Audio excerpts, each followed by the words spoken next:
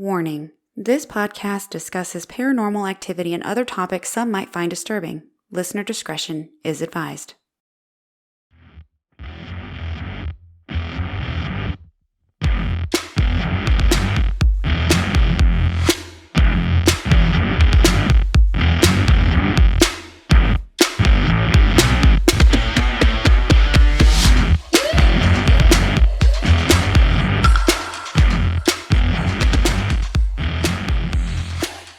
Hello, everybody. I am your host, Ashley, and welcome to Ghost Gossip.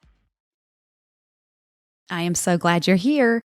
I am by myself today and just wanted to drop in and do a quick little listener happenings episode. I have joined TikTok, and if you follow me on Instagram, I do not tick and I do not talk. So I'm trying to figure that out. I also joined Reddit. Reddit is quite intimidating. I'm not even going to lie. There's a lot of people on Reddit, and there's a lot of not so nice people on Reddit. So I read through those things and I'm like, ugh. So I started my own community in Reddit. And if you don't know what that means, that's awesome because I don't either. But I started my own community. I can say that 20 times. I'm still not going to know how to explain it to you that I started my own community. So I'm just going to say, I started my own community. And I think it just means like a Facebook group. It's kind of the equivalent to a Facebook group. And I have shared, just very little in there. I don't even know how to advertise it. Y'all, I don't know what I'm doing. So to those of you who are listening, most of you have been with me since the beginning. Hello and welcome back. I'm so glad you're here. I'm always glad you're here. I really appreciate your support. And if you have any tips and tricks, you know where to get me. You just shoot me an email or reach out to me on Instagram or the TikTok. If you reach out to me on Reddit, I don't know if I can respond, but you can try. But it is Ghost Gossip Pod. I know it's very, very original.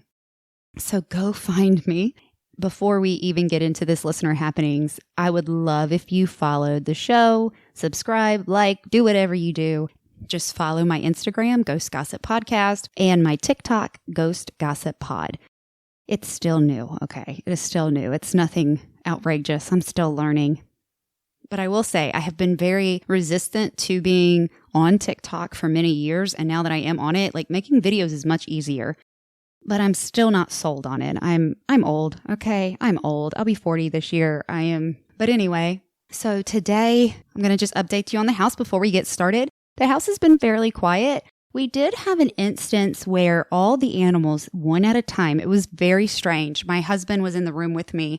We were getting ready for bed, and our pit bull, Luke, came into the room, went directly to Daniel's closet, which I like closed. I do not like it open, so the door was shut, and he sniffed at the door. Okay, that's nothing, right? Then he sat at the door. Now, this closet's in the corner of the bedroom, and there's no reason they should be over there. And then Mandy, my little dog, my baby, came into the room, walked to the door, sniffed the door, and looked at me like, aren't you going to open the door? I looked at Daniel and I was like, did you put something in there? And he's like, no. And then the cat, Lily, came into the bedroom, walked directly to the closet door, sniffed the door, looked up at the door, and then sat outside of the door and looked at us like, are you not going to open the door?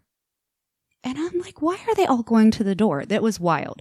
And then Daniel was like, that light came on last night, right? And I was like, no, I didn't know it came on. He said, yes, it came on last night after you went to bed.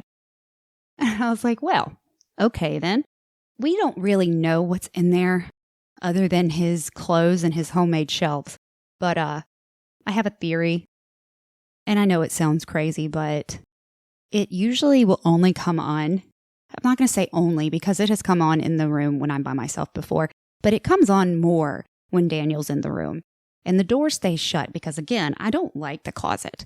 I just get a weird vibe coming from the closet. So I like it shut, but usually it will come on more when he's in the room. So it's really weird. So I have a feeling, and I know I don't really know what I'm doing or talking about, and I'm just winging this life. I have a feeling it's his grandmother, Freddie, and it's really interesting because one of my friends actually one day messaged me on Instagram and was like, hey, do you know a Fred or a Freddie? And I was like, nope, I don't know a Fred. And I went to bed. I didn't think anything of it. I take sleeping medicine, so the sleeping medicine kicked in and I passed out. And then at 5, 6 o'clock the next day, my eyes shot open and I was like, Freddie is Daniel's grandmother. Freddie is Daniel's grandmother. So yes, my friend was able to it was really weird. Both her and I were both just blown away because I was like, oh my gosh, that's amazing. That's amazing. So I don't think I've ever mentioned his grandmother by name. I know I've talked about her before, but I don't think I ever mentioned her actual name. So it really blew me away. So I like to think that his grandmother just kind of hangs out in our closet. And I know that sounds crazy. Believe what you want to believe, but it's weird. Okay. And every once in a while I smell smoke on our side of the bed or my side of the bed. And she was a smoker. So I don't know if she likes me very much. I'm going to assume she loves me. I never got to meet her, so I'm just going to assume she does. So anyway, okay, let's get into it. So I got one listener tale to tell you today. It is from a new listener. I am so sorry if I read your name wrong. I think it's Tasia. Beautiful name. So sorry if I pronounce it wrong.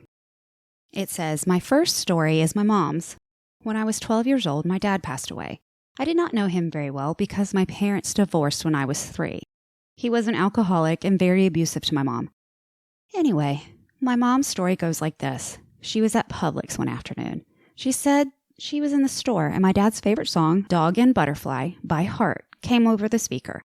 Now, it was not a popular song at all, or any song I have ever heard in that store. My mom said that as soon as the song came on, she was just overcome with emotion. She had recently remarried to my stepdad and they were having some problems. She will always tell you that, even though my dad had some issues, she knew he loved her. Anyway, later that night, she got a call from my brother. He told her they found my dad passed away. He told her that they believed his time of death to be around 4 p.m. that afternoon, the same time my mom heard the song in the store. To this day, my mom would tell you she believes that was him saying goodbye. It sounds like that even though they were divorced and their marriage did not last, that at one point they did have a very strong connection. Thank you for sharing your mom's story. Okay, so her next story goes like this. Now, fast forward about 3 years later, I was spending the night at my older brother's apartment. I would sometimes go there on the weekends and hang out with him and his girlfriend at the time. Like I mentioned earlier, I had not known my dad very well. I really only have a handful of memories with him, and most of those are foggy. Anyway, I remember having this dream where I walked into the front door of my brother's apartment and saw my dad sitting on the couch. Everything looked exactly how my brother's apartment looked. I remember looking at my dad and he just looked bright and happy. He looked at me, smiled and said, "Hey, Pumpkin." He always called me Pumpkin. I'm smiling as I write this because I can still hear his voice as he said it. That was all that he said, and then I woke up. I'm sure it could have been just a dream, but I have never dreamed of my dad before that. Plus, there's the fact that I can still remember this many years later, and I'm 36 now. It did not feel like a regular dream. I like to think that that was him saying hey to me. I wish it would happen again. I pray and ask God just to let him come through so I can see him. I'm not sure how all that works. All I know is I have had some really hard times and I would love to be able to see him again or get a message. Just to know that he is with me and I am not alone. Sometimes I wonder if he shows me signs, but I am just too busy and distracted to see them.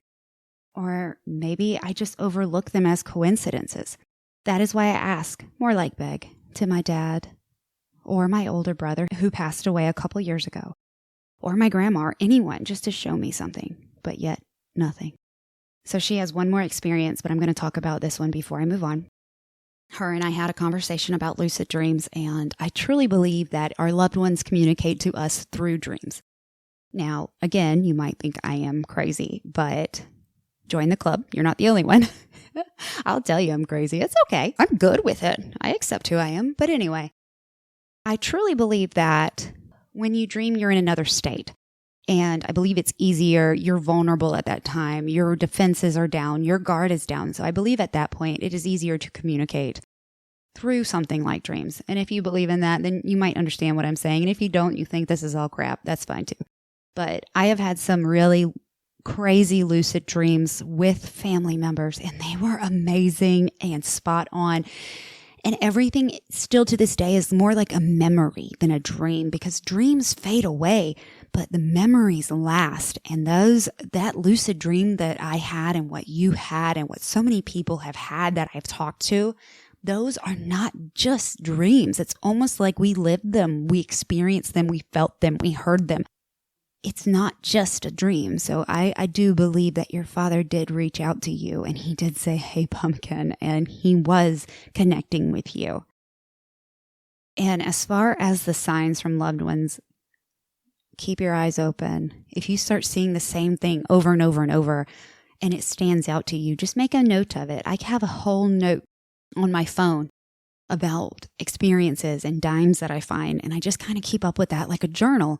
And that kind of helps me track what I'm finding, when I'm finding it. I do the time, the date, and what happened. So that way my memory is still sharp when I go back and I'm like, okay, this day I saw this and that day I saw this. And that's why I love Instagram too, because that's kind of how I organize my stories. When something happens in the house, I share them on my stories or a reel. And then I can go back and be like, that's exactly what happened that day because I made this that day. So I suggest start keeping a log or a journal or a diary or whatever you want to call or whatever you want to do, and just keep track of them. Look for coins. Look for, I've heard feathers. I've heard cardinals. I've heard butterflies. Just open your eyes and just connect and meditate and try to connect to a deeper version of yourself. And I think maybe, especially going through a hard time, that might help open you up and give you some clarity. And I'm so sorry you're having a hard time. I've been there. I don't know what you're going through, but I have been through hard times, and I'm going through a hard time right now too. So you are not alone in hard times. Just know you are not alone. Okay. Now that Dr. Phil time is over, we're going to get into her last experience. Anyway, here's one last weird experience I had. When I was 16 years old, I had a best friend whose house I would stay the night at pretty much every weekend. I had heard stories about her house being haunted. Even her mom told me that they would hear someone walking up and down the stairs at night, and no one would be there. Oh, I feel you, girl. We have that here. Surely her mom wouldn't lie about that, right? I remember waking up one night, and I was there and hearing someone or something breathing in my ear. What? No, thank you. I tried to wake up my friend, but she just stayed asleep. So I covered my head because that would make whatever it was that I thought it was not be there anymore, right? And I tried my best to go back to sleep. The strangest thing, though, was one night we were on the second story of the house in the computer room. She had a pretty big house. So her mom called us over the intercom and told us that it was time for us to go to bed. This was around 11:30 or 12. As my friend was shutting down the computer, I went out in the hallway to wait for her. As I was waiting, I looked across the other part of the hall into the room, which was considered the old maid's quarters. The door leading into the maid's quarters had a large glass panels in the middle. I always looked across into the maid's quarters when we were up there because it always gave me a creepy feeling. This time, though, I swear I saw something about 4 foot tall in a hazy white color. When I saw it, I looked away really fast. I guess I did not want it to know I was looking at it. I yelled for my friend to come on. As she was coming out of the computer room, she saw the same thing as I was seeing. All I remember after that is her saying, "Wait, there's something in there." That was it. I screamed, "Oh, hell no." And I ran up the stairs to her room. To this day, I'm not exactly sure what we saw that night. Unfortunately, we don't talk anymore, and I have no clue how to get a hold of her to ask if she saw it, whatever it was.